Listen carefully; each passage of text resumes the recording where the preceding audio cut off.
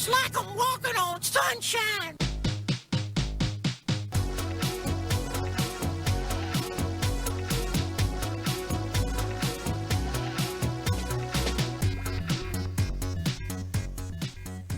All right, welcome to DoomCast number 14, DoomCast 14.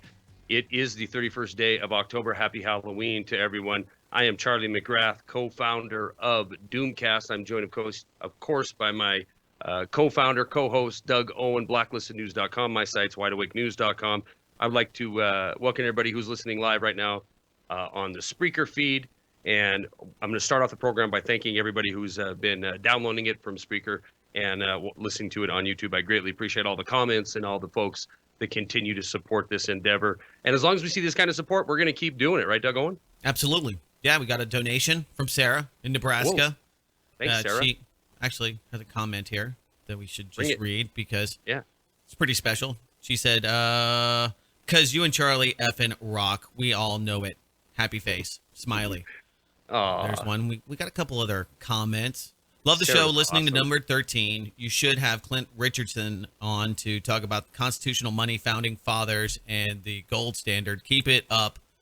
Neil in NYC. So, yeah. Well, and I've had Clint on before have you? on the program. Yeah, he's really interesting. We've talked about that, and just so everybody knows, we are going to bring guests on here eventually. That's kind of our plan, right here, Owen? I don't know. It depends on, there's so much stuff.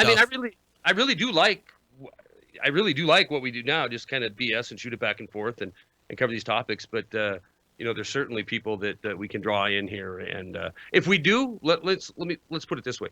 If we do bring guests on here, they're going to be worth your time to listen to. Right, Owen?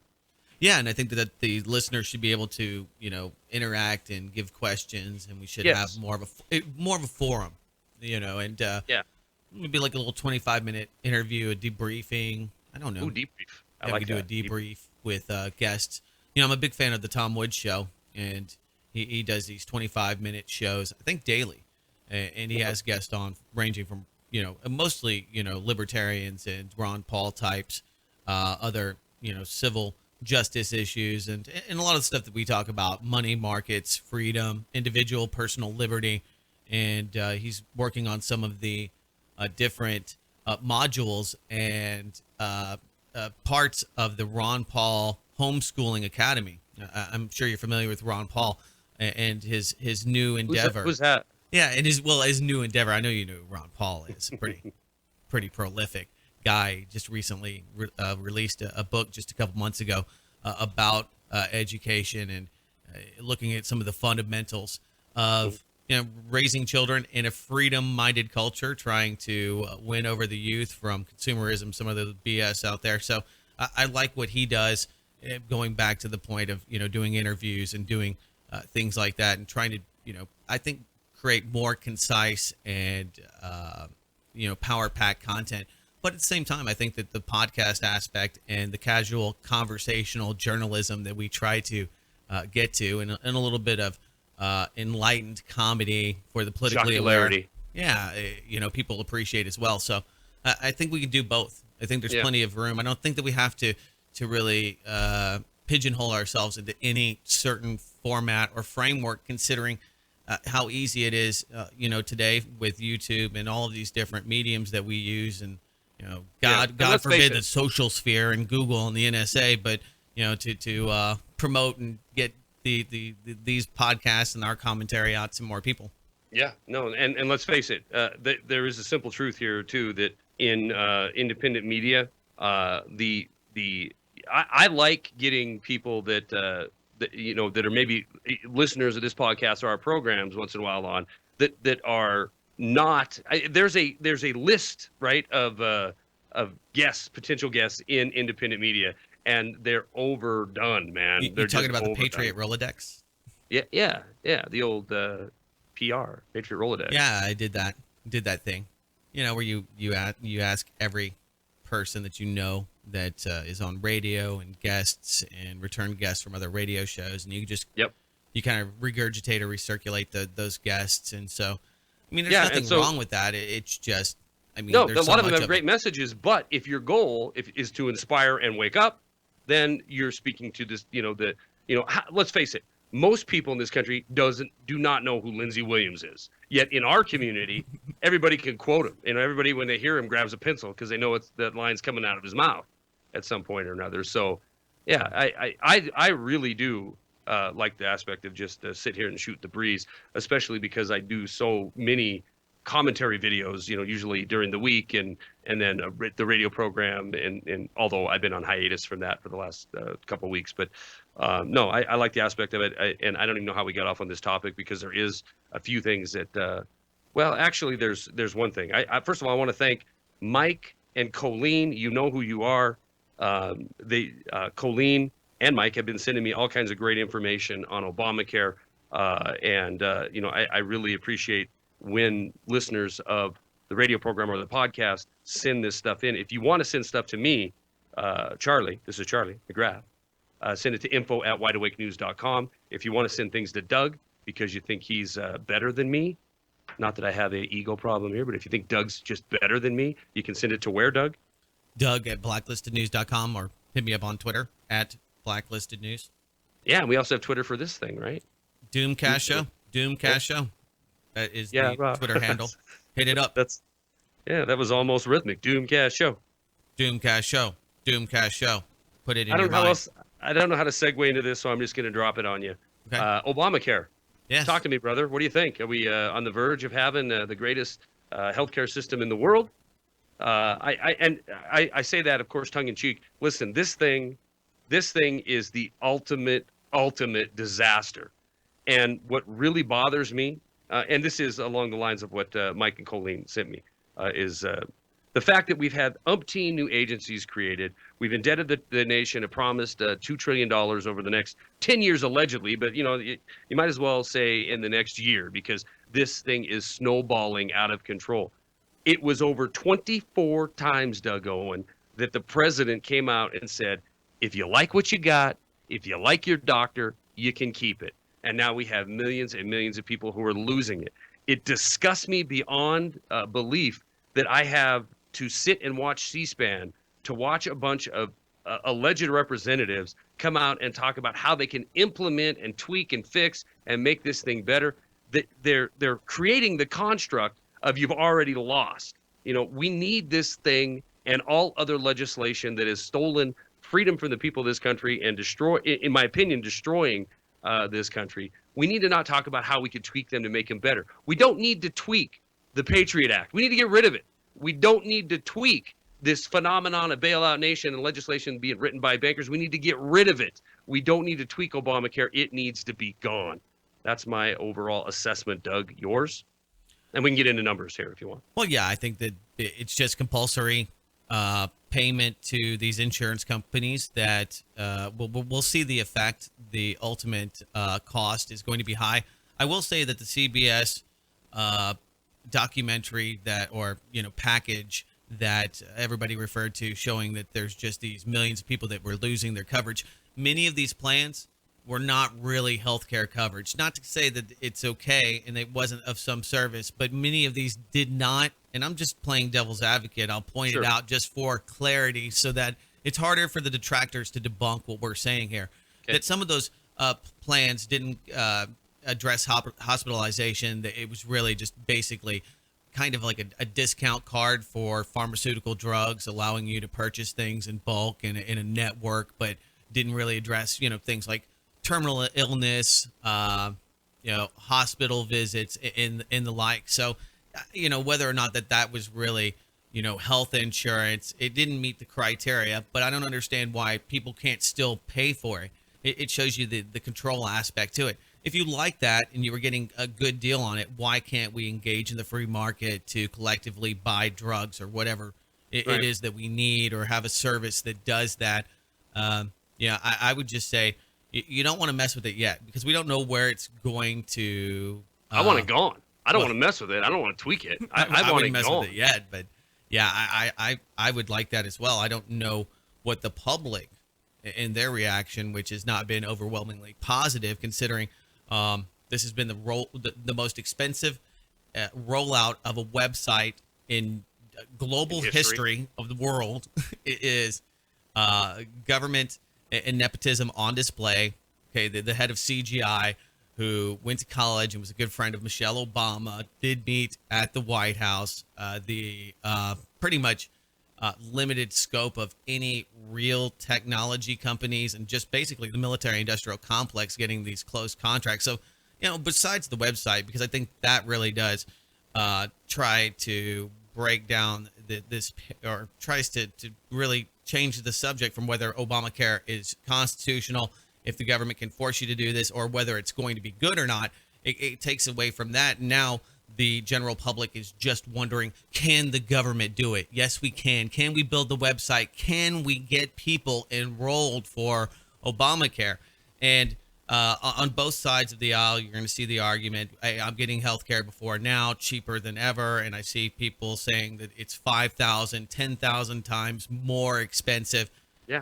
I wouldn't use any of the, I would say if you want Obamacare, for the few of you that listen to this podcast, just go directly to an insurance company. Don't go through these exchanges. There's plenty of better systems out there for comparing your packages that already exist. So, well, I mean, I want it gone. I'm with you. I think it's unconstitutional. I think it's unconscionable that the American people are bowing down and allowing this to happen.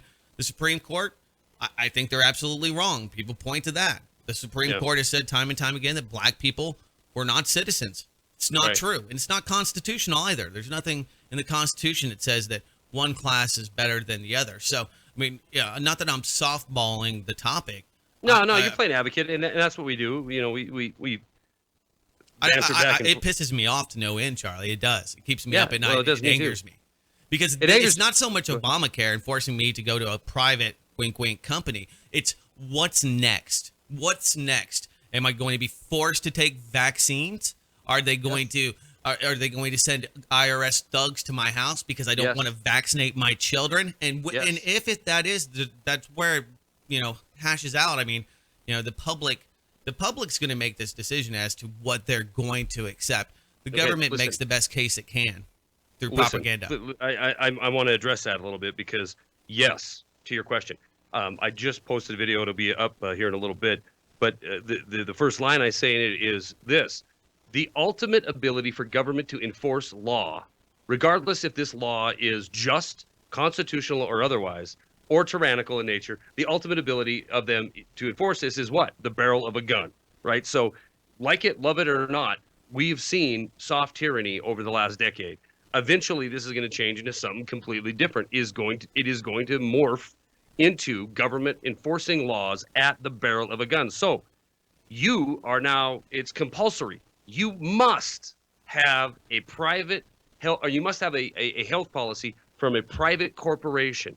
And it's just one more dagger in the heart of freedom, right? Because we've seen the build out that has come from the Patriot Act, the destruction of your privacy, your freedom to travel unmolested, the nonstop surveillance by the police state.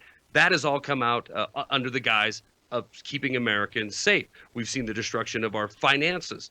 Our future has been stolen financially under the guise of protecting the global economy from collapsing. We've seen that since 2008 forward. Now we've seen the government stepping in once again under the guise of providing coverage for millions of people that don't have it by putting a gun to their head and saying, you will give your hard-earned money to private corporations. And Doug, I don't think for one second that the prospect of an IRS agent knocking on your door is a fantasy. I truly believe that is what's coming. And I'm going to let you respond to that. There's reasons why I believe that. I think it's a progression to the point of collapse, to the point of that we fall to pieces because we've overextended, overpromised, and all this overpromising has been done to codify a nation and to make them subservient. You can't pull this kind of crap on the people of a free nation unless you have half that nation begging the government to put food on their table, and that's exactly where we're at. More people on welfare than are in the full-time working pool. That just happened in this country. Well, you were talking about fear-based mind control and being able to convince the masses and using tragedy to evoke fear. and you probably heard this, IT Portal has a pretty interesting take. NSA officials told to evoke 9/11 sympathies when justifying massive surveillance.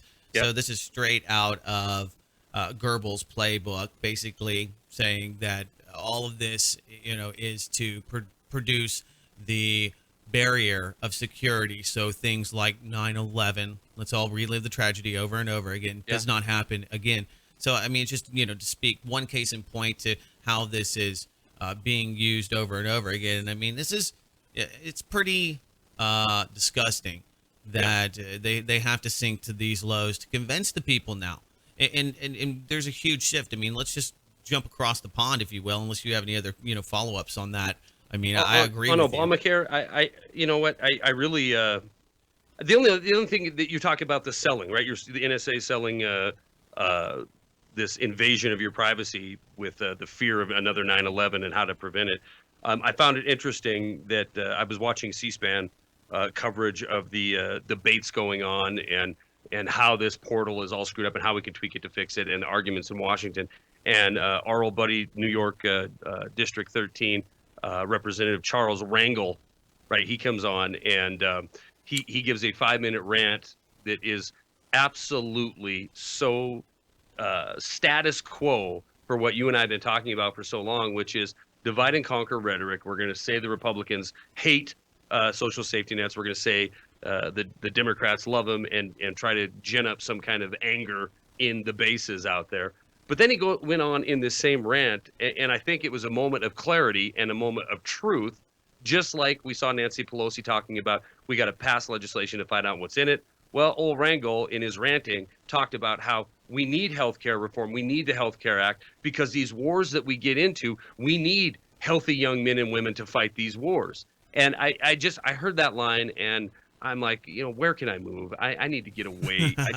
It's just going downhill, hell in a handbasket. Yeah, it's like the fat kids are a national security risk because we need to put them in the military. And it's like, well, swear to God, I forgot that. He said that our healthcare system is a national security risk. He said that before he launched into we need healthy men and women to fight these wars. I mean, he's ultimately saying that we need bodies for this machine. Right. And, well, I mean, that's I don't know, maybe an antiquated or outdated model considering. So what? We'll call it a 1 and a 0. We'll call it a 1 and a 0 instead, okay?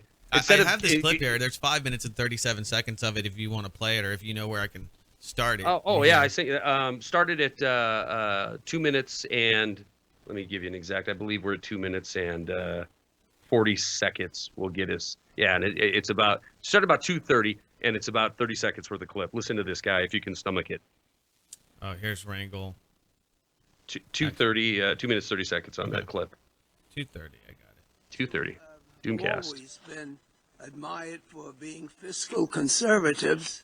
He's talking about Republicans here. Certainly seen the price of health care, lack of quality that we may have today, soar to become such a part of our national budget that, in my opinion, is a threat to our national security. Well, what? Because as prone as some of you are to enter into conflict with other countries. Yeah, I mean, this is a we need reoccurring healthy meme. He's young just speaking people to it.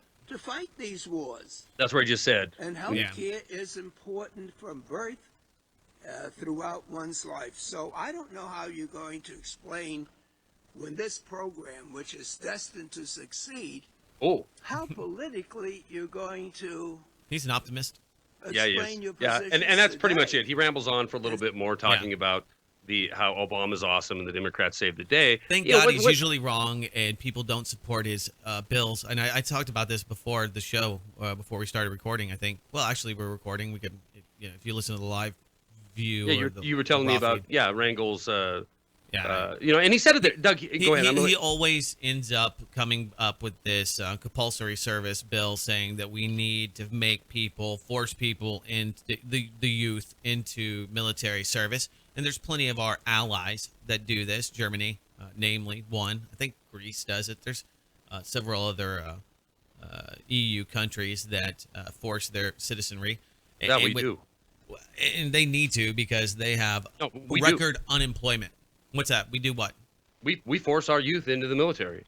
And we might not call it that. We might paint it. We might put lipstick on that pig, but we absolutely do. 1 in 4 jobs created in the country right now are $10 an hour or less. Right. You know, and you get these kids coming out of school or being lured into school with the promise of a free education and not 50 grand in debt when they walk out. We have a compulsory service already. We don't, you know, they don't have to go to the lengths of calling it a draft. You know, you create the situation that has a nonstop flow of candidates to come in and stand in front of bullets. Yeah. Yeah. Well, I think it's becoming highly unpopular, and so much of it's being privatized. It's not even the guys and gals that are coming out, and so much of it's being exported to foreign countries. I don't know how much of, because it's spread to basically a civilian military infrastructure here in the domestic police state that we live in occupied USSA. Oh yeah, I like that. Yeah. Oh my God, T-shirt idea. Yeah. T-shirt idea. Occupied USA. But, Occupied and dominated. Occupied and dominated and doomed up. You were. I cut you off, and I'm full of pep tonight. So I Vinegar, apologize. my friend, vinegar. Yeah. Yeah, I think I don't know. You can talk about Europe across the pond. Yeah. Well, I mean, one of the things that's big news today we should mention is that there's a record 19.45 million unemployed youth. Eurozone unemployment reaches new record high. This is across the 17-nation Eurozone. And basically, the breakdown here from AP highlights the dire situation. In some places like Spain, estimates as high as up to 50% of youth and beyond, even across the age demographic. And so I thought it was really interesting. They released this, and I saw this piece from the Gatestone Institute, EU proposal to monitor intolerant citizens.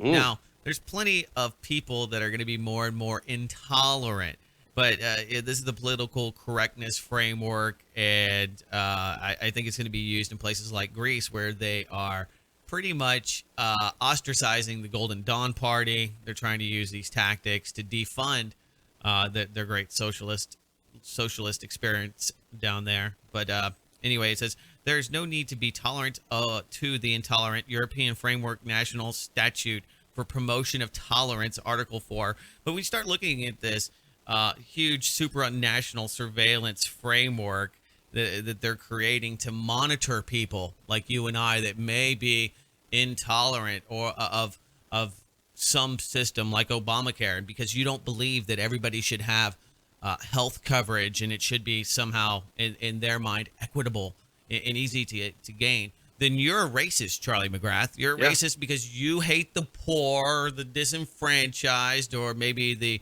you don't want to build a ramp in front of your house, so you hate the disabled. I mean, it goes on and on and on. And this is what they're preparing, I think, to use as a way to basically incarcerate the dissidents, others that are speaking truth to power and the like. And this is going to come across the pond right back here to the U.S. because this is a supranational framework that does extend into the U.S. Yes. No, I couldn't agree with you more. In fact, I think it's a little further along than that even. You know, we've heard things of, you know, you've talked about the MIAC report and things since then that paint people who speak out as potential domestic terrorists. It was Eric Holder just a year ago coming out saying the thing that keeps him up at night is domestic terror. Everything that is labeled as patriot movement or truth movement or awakening movement, you know, they're falling into this category. In fact, while you were talking there, it reminded me that Karen Tostado sent me an article today, 72 types of Americans that are considered to be extremist and potential terrorists. Right. And I'll just go down the first couple here, and we can talk about these. Those that talk about individual liberties, you're a potential terrorist. Those that advocate for states' rights, those that want to make the world a better place, the colonists who sought to free themselves from British rule, those are terrorists. Those are interested in defeating the communists, those who believe that the interests of one's own nation are more important than global. Anyone who has political ideology that considers the state to be subservient to the people, and the list goes on. And it's, you know, reading down this, it's it is what made this country. It is about natural law and about the sovereignty of oneself. If you believe in that, you are being painted as somebody that's anti-government, anti-social, and needs to be watched and dealt with. And again, it goes to a place always that is, you are politically incorrect for speaking out. You hate the people who are on welfare. You hate the people who are homeless, and that isn't the case. And I know you weren't directly accusing me of that, but when I do speak of that, I'm always sitting back thinking, my government, my nation, is creating the situation for this depravity, right? They're creating the situation for this misery. And at the same time, they're acting as if they're compassionate on, and both so-called left and right, red and blue, they act as if they're compassionate, saving business, saving banks. They act as if they're compassionate by building out a welfare state that is larger than the workforce of the people working in this country. And it's not compassionate. It's creating a slave state, a zombie state that they can lord over. And you have control when you have that kind of people that are in misery and in poverty. Well, yeah. I mean, when you have people that are subjugated, one of two things happens. You either have a controlled populace, which is very, very rare. You usually have a revolution. You have a revolt.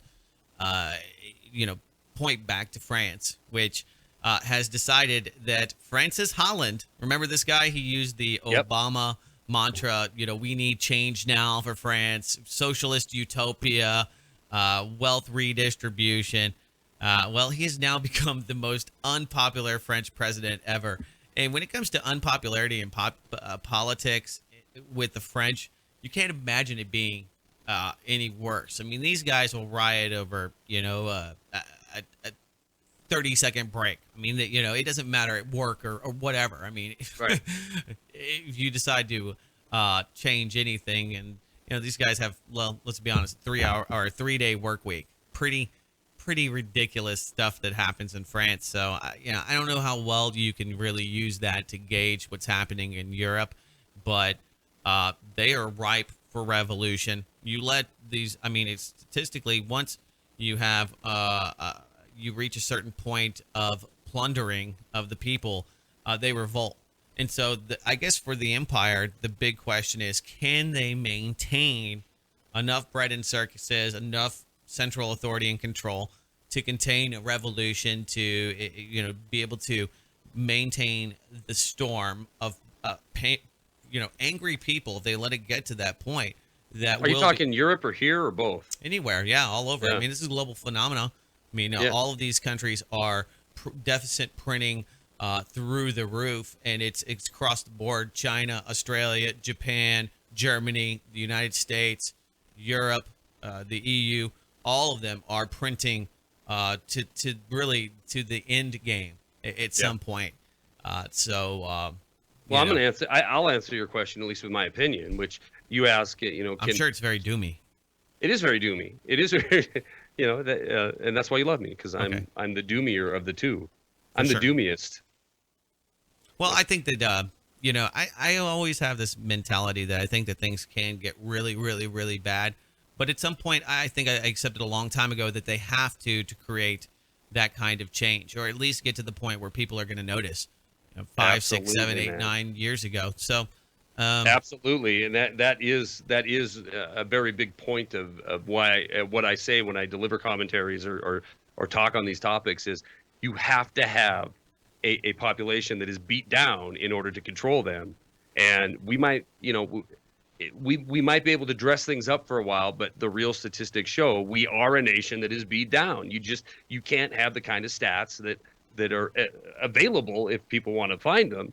The $10 an hour jobs, all the people on food stamps, welfare, the whole nine. You can't have a population that is in that kind of misery and not say that they are a beat down populace. We most certainly are. So to answer your question, can you stave it off? Is a tipping point going to be reached? Yep, it sure is. Can they stave off unrest and pushback? Nope, they sure can't, but they can prepare for it. And, as we see today, more DHS garb is being added to the inventory in the form of this anti-riot gear that was purchased, just going in hand with all the billions of rounds of ammunition and this build out. Of course, all under the guise of protecting you from terrorism, Doug. I feel better, safer, illuminated. Thank you, I told- government. Remember that douchebag? He said, "You can go back to bed, America. Your government's in control Yep. once again." Yeah, don't worry, nothing. Yeah, everything's under control. Well, and I've got a bold prediction that we'll get to here in a moment, but our Ooh, elections. goody prediction. Yeah, I have one. But Diebold has been charged with bribery, falsifying documents, worldwide pattern of criminal conduct.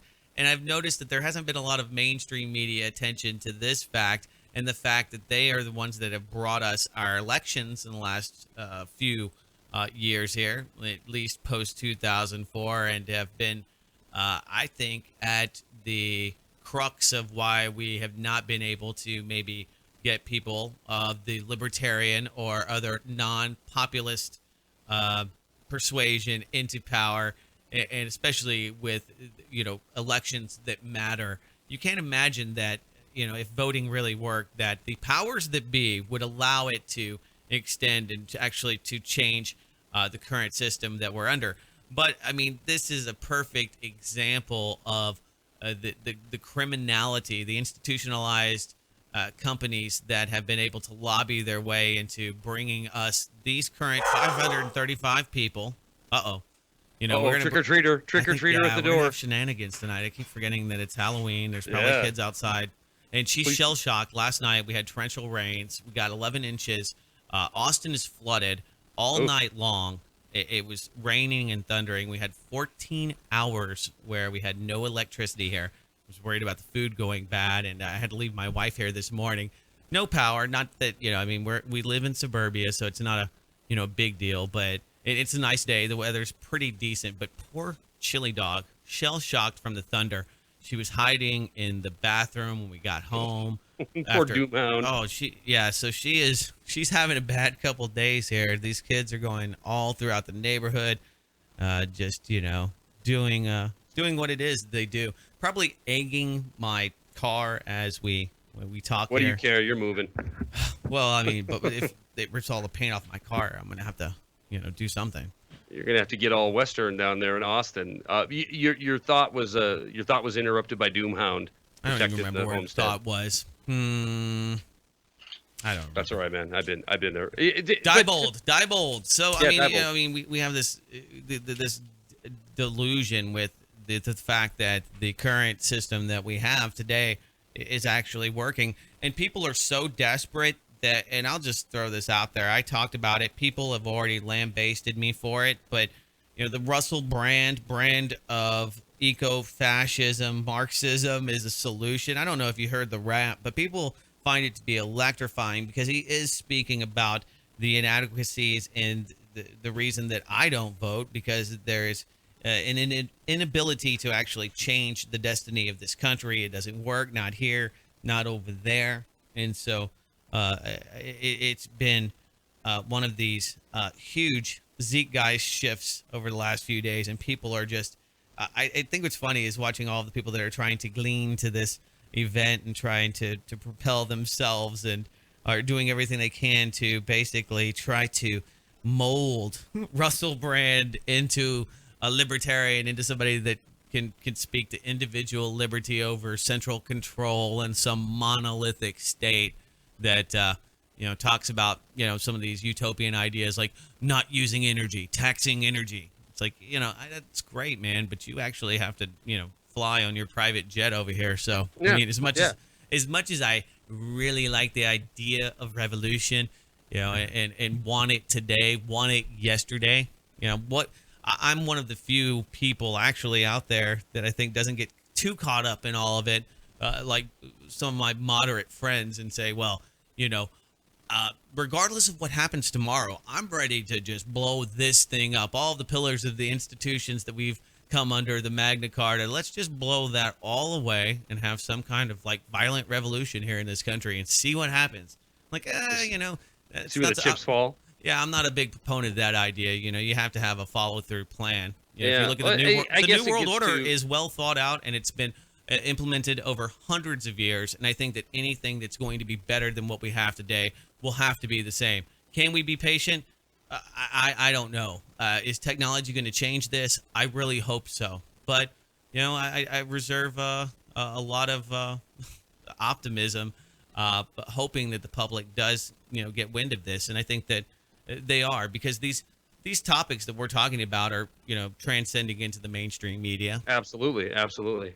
They absolutely are. And is it coincidence that that some of these topics of revolutionary change are hitting the mainstream as our nation reaches this proverbial tipping point, Doug? When you have over half the populace on the dole, I guess it would be a good time to say, hey, if you want to join the masses that are pissed off and want change, you're going to lose what you got, right? So,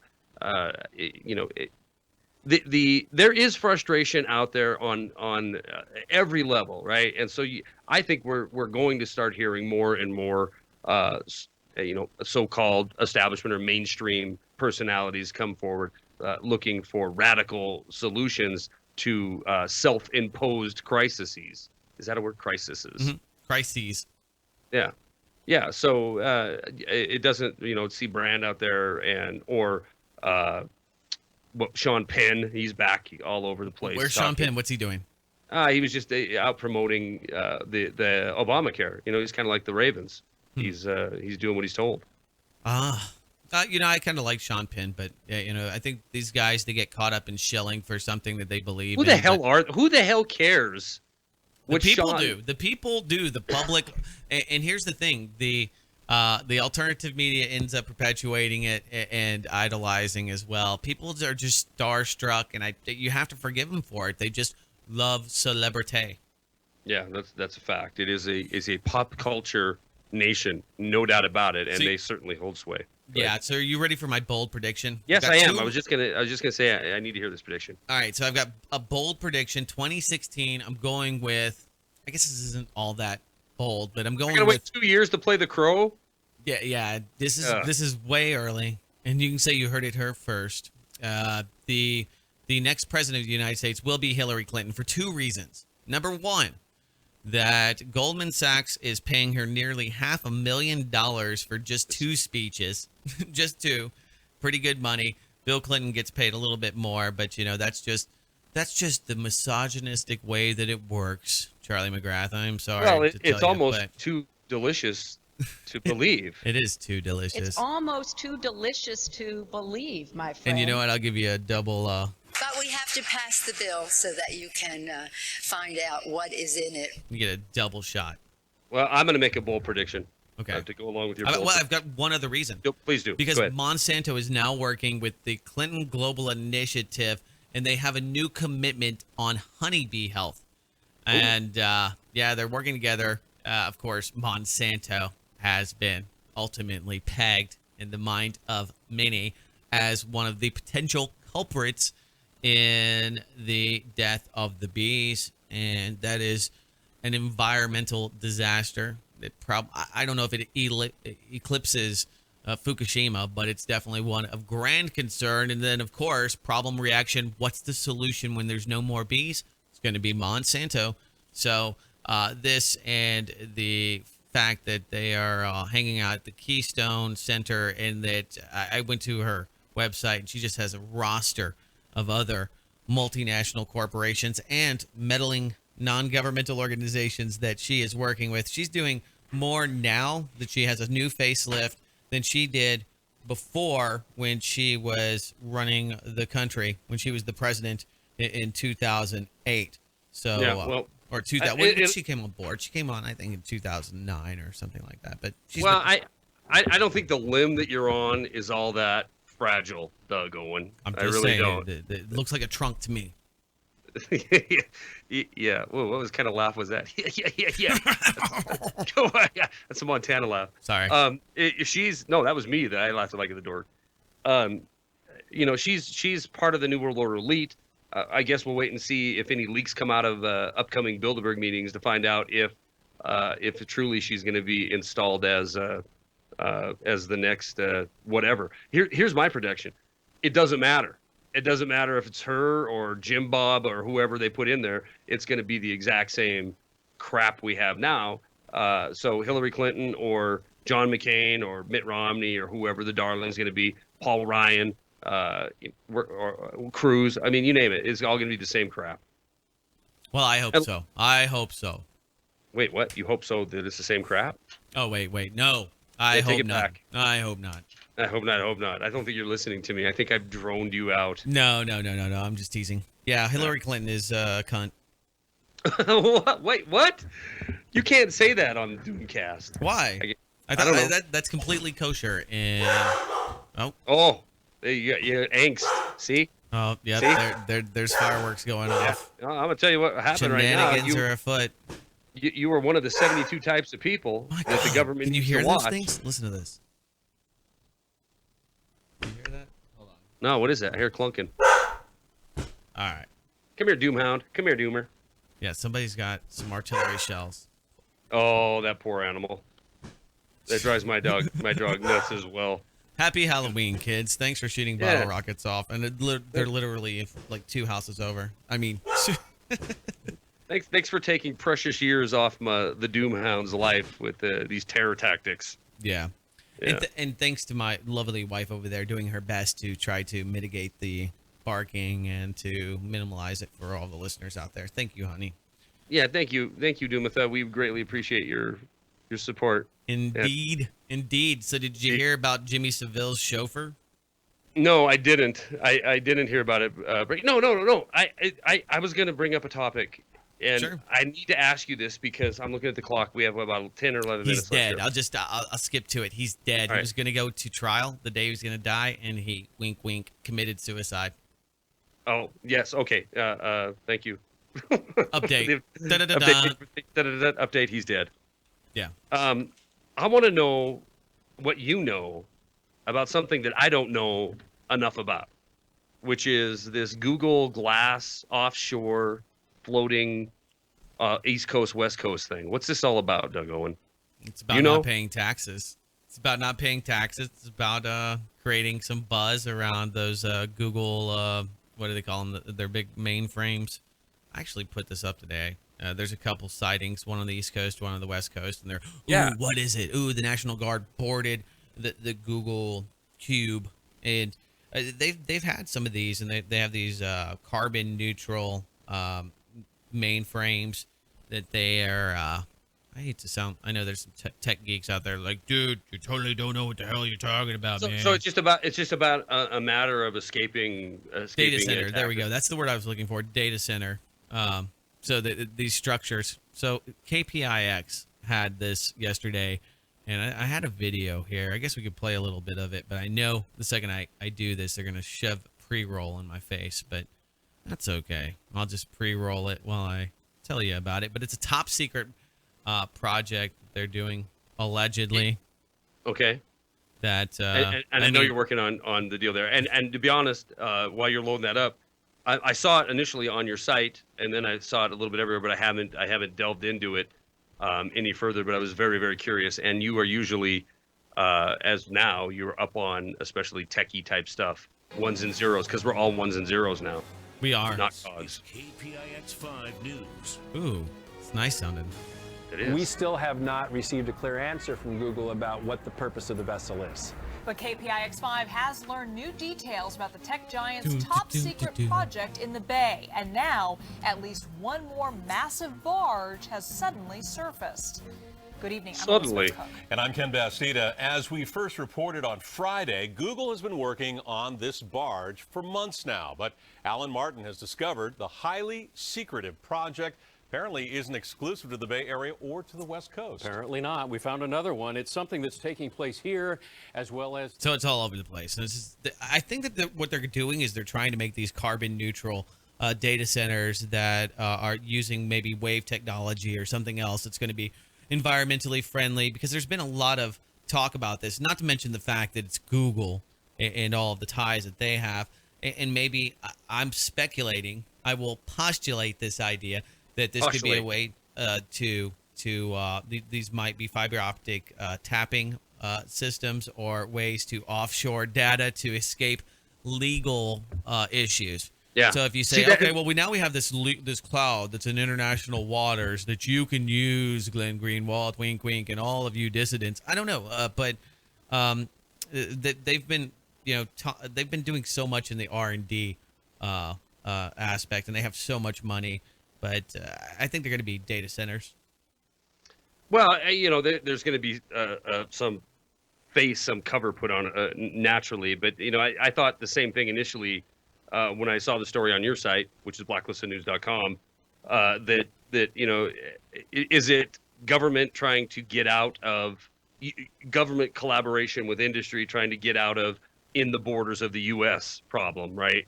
They can spy on everything they want in international waters. So I mean that's the first thing that popped into my mind as well. Yes. Instead of those melting NSA bunkers in where was it? The big one in Utah, the multi-billion-dollar mess that they've created there. Yeah. So, the $1 billion fusion center. Yeah. So glory be, we're doomed out.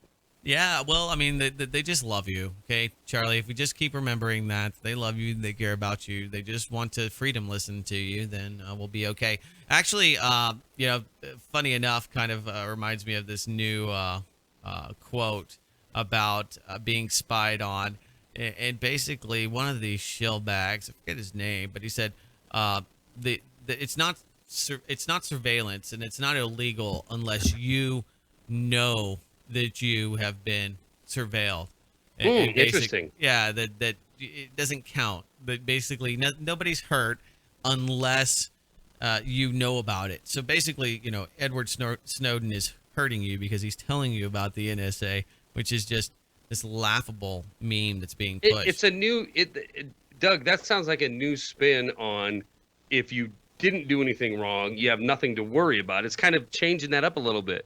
If we're screwing you over, if we're taking your freedom and destroying your liberty and ignoring your sovereignty as a human being, and you don't know about it, then it never really happens. So if a tree falls in the forest, it doesn't really make a noise. Or maybe it does, but you're not there to witness it. An interesting note is that the NSA chief says that they were actually doing this as part of a NATO defense program. This actually wasn't spearheaded by the United States. This is actually NATO that was spying on Angela Merkel and all of these other foreign leaders, and so this is something. It's and the mainstream media is not running with it. So that's something I thought was, because we keep finding out. Well, they blame the U.S. for all of this spying, but the Pakistanis were aware of all the drone targets. But they have that. They had the grandmother and the family that came to testify, and only 5 Congress critters showed up. Hear about that, but they try to make it out as if the United States is doing this and we're the bad guy, and of course that is because they use that for domestic propaganda. It's the evil empire, it's the U.S. doing all of this. We had no idea, and when you start looking into these backstories, Germany did know, and they were briefed, and by the way, they're just using this as another way to, I guess, not let a crisis go to waste in their own homelands. Yeah, well, yeah, and look at it. I guess you have to look at the West, at least the forms of government that we understand, parliamentary systems throughout Europe, as being in the same boat as we're in, which is there has to be a disconnect in your mind between governance over these people and the actual people themselves. It's just like the United States. There's acts that are done in our names on our behalf by government, but it truly doesn't represent the will of the people. So the same games that are being played here are being played over there. And if we can blame NATO, of which we are NATO, we are the dominant player in that, or if we can blame some other ghost in the closet, then that's a good Halloween reference there. Yes. Ghost.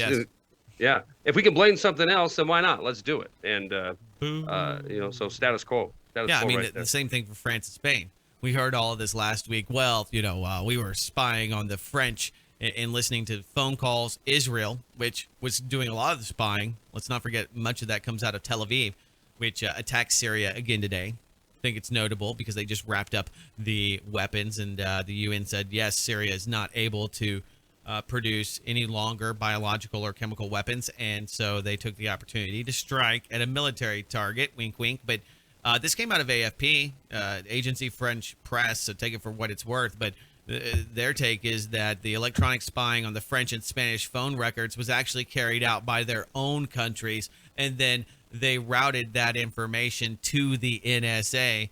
That comes from the Journal. So, the more and more we look into it, not to say that the U.S. isn't the bad actor in all of this, and maybe the proverbial capstone to this pyramid of spying, but Ooh, nice reference. yeah, but these are this is all being done in collusion. They are working together to spy on the people of the world, and they are all complicit. So don't buy into all of this. Oh well, we had no idea. France had no idea that they were doing this. I mean, they were actually the relay point for it, and I think that that's an important point, especially for those out there that blame everything exclusively on the U.S. I mean, they have to take responsibility for their own rogue governments. No doubt. And government is multinational. I know that's kind of oxymoronical, but it is multinational because it's all run by multinational banks. And, they wield the influence in Germany just like they do here, just like they do in France, just like they do throughout the world. So you wonder, is there countries, are is there rogue nations or these, so-called BRIC nations that are truly independent minded? And I think the answer is, they're independent and representative of the people right up until they pose a threat to the New World Order. And then the IMF steps in and just jacks them all around and makes them subservient to the will of the NWOers. Well, the ones that participate with the IMF and the World Bank that have their own central and if banks. you don't play. If you don't play in that game, the Bank of International Settlements, if you don't play, you don't get to play. There's a shift, but yeah, I mean, it's the SWIFT system. You have to be part of SWIFT to be able to be in the international global commerce and to be able to trade in the open market. So the U.S. has been able to use the monopoly over SWIFT as a tool to oppress and to basically economically attack nations like Iran. Not that I'm an Iran fan or anything, and they've got definitely a lot of their own domestic issues. Many of those in the Saudi Arabians and others are definitely being laid to bear because, the times are changing, and the women in Saudi Arabia. I mean, this is civil disobedience. They dare to drive. Now, this is societal crisis in the Middle East, and it sounds pretty trivial to you and I because I love it when my wife drives. I mean, that's great. Please do. I can get a little shut-eye. I get a little nervous when the old lady's driving, though. But Don't say that. She's guarding the Doomhound right now. She absolutely is. But you get nervous of drivers. I get nervous. It's not so much her. I get nervous of other people's driving. But for the most part, I think that that all of these countries are going to be facing, including our own, a lot of changes in the way that we view morality, and it's going to be, I think, a battle, especially in the Middle East, of religions and tolerance. Something that the EU and I hate to use that term because usually when you hear people that are proponents of tolerance, they're actually intolerant of your intolerance. So they are just as intolerant. They can't let you just be who you are. They have to go out there, which is kind of an oxymoron. If you're ready to conform and comply and fall in lockstep and eat your Monsanto food, like Rangel said in that clip, he said healthcare from birth to throughout life to death. But, if you take the word healthcare out and put domination in there, that I believe is the goal. Maybe I'm a little more doomier than you and more conspiratorial, but I do believe that, that they're looking at the resources of the planet. They're looking at the population of the planet, and they're trying to figure out, how to mitigate this situation and how to decide who gets what. And as long as the upper echelons are still clothed and bathed in super golden parachutes and super healthcare and super luxury, the rest of us can be all put into one little box, pigeonholed into just the plebes or the ones and zeros that make up the machine, make up the food motherboard. Stamp zombies. That's right, the food stamp zombies.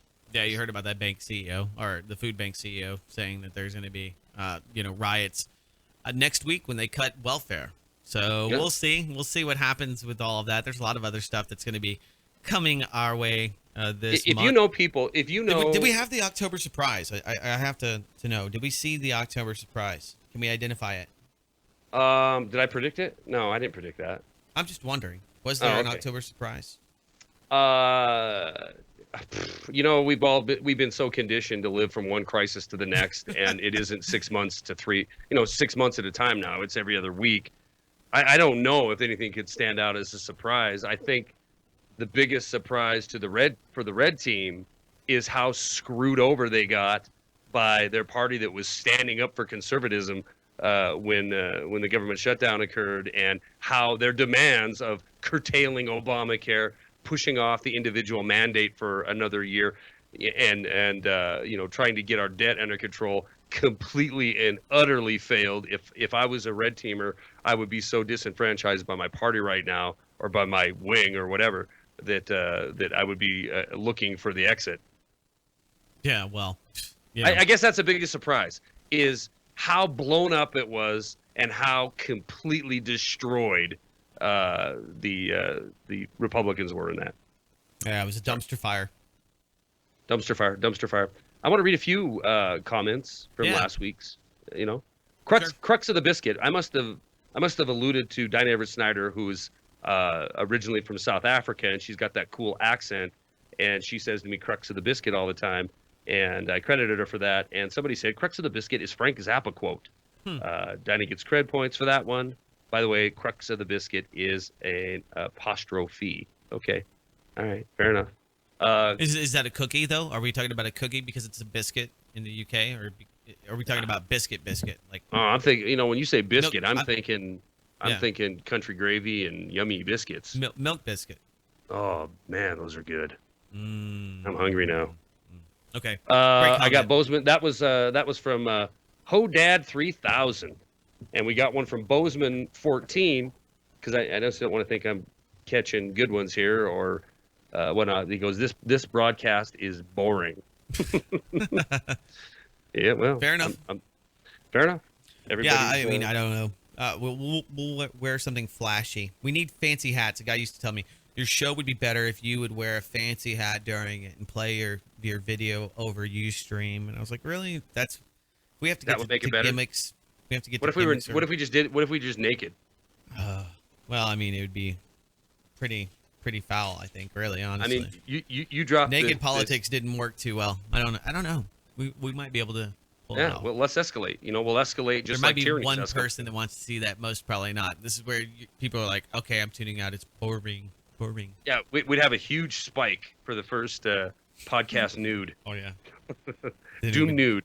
It would be a nudity cliff. After that point, there would be very few people interested in seeing it. Although, as I pointed out to you before pre-roll, I am putting on my Armageddon mask, my Armageddon muscle mask, getting ready for. You're looking pretty tough there, Charlie Mcgrath. You're looking cut up. I'm shredded up. I got one here from Tacoland 2000. Excellent show as always, Charlie and Doug. A little too uptight this time around. Where was the Doom? Also, no crow, eagle, or final countdown. Call me simple, but that's bread and butter, baby. Bring back the final countdown just once per show. Come on. Oh, I misread that.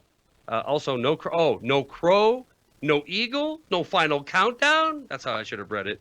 Because Tacoland 2000 wants some of the good crow sound, which just brings pain to me every time you play it. But go ahead, Doug. I know you want to. Okay. All right.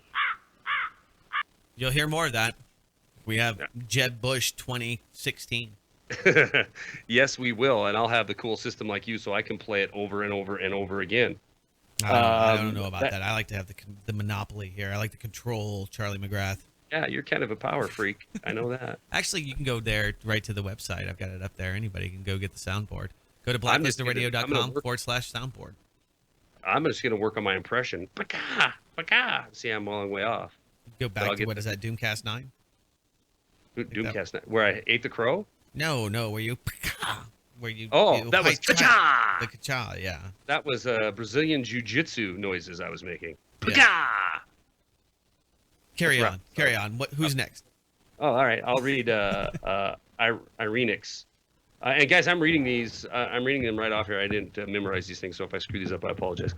If or when the grid goes down for any reason, bitcoins will be unavailable. Oh, this is on our Bitcoin discussion we had. It's true. It's true. Yeah. The safest place for your wealth is in hand. I don't disagree.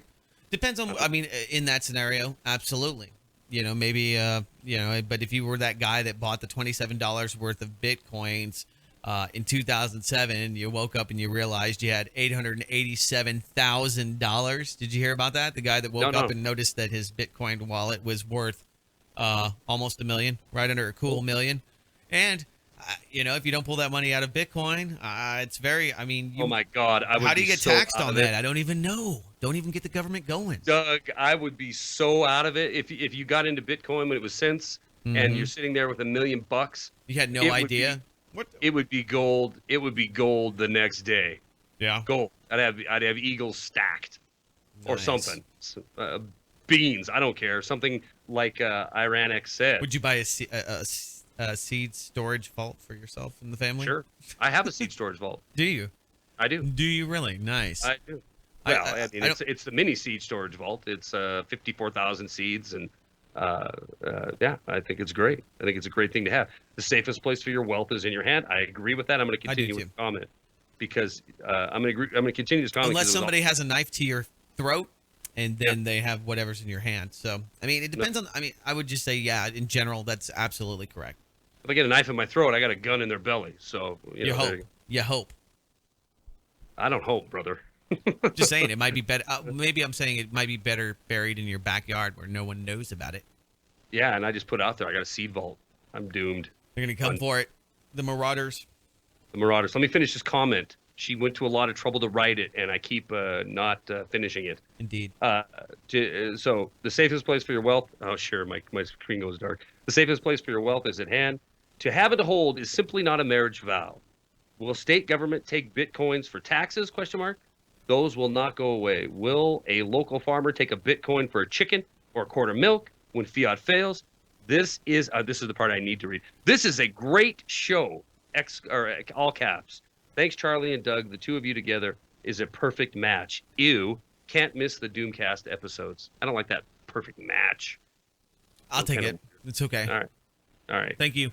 Appreciate it. Let's wrap this puppy up, brother. All right, so you need some music. Anything else? I think we did all the public service announcements. I just want to say that Doug Owen, co-founder of DoomCast, is the proud owner of blacklistednews.com. My name is Charlie Mcgrath. My website's wideawakenews.com. Please check him out. And thanks for the continued donations and support of the DoomCast. We'll be back next week with DoomCast number 15. Yeah, follow us on Twitter at DoomCast Show. Until next week, take care.